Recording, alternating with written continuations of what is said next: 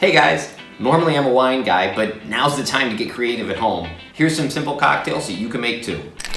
I bartended a long time, and if there was one drink I made more than any other on the planet, it was probably old fashions. It's just the drink of choice right now, but it's super simple to make at home, which is really cool.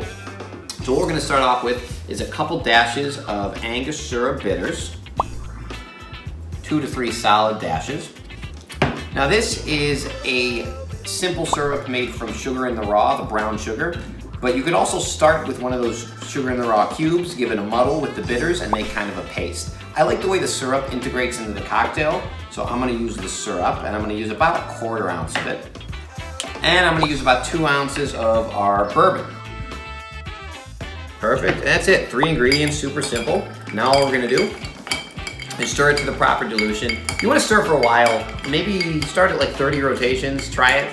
Because the dilution is really the only thing you're controlling in this cocktail, otherwise it's pretty simple. So you wanna make sure it doesn't burn, but it's not overly watered down. And see, it's still a little hot. It burns my nose a little bit, so we wanna keep going. Perfect. And our last step, just to give a little brightness, a little freshness, express those oils right over the cocktail. And that's it. Everybody's favorite drink. Cheers, guys.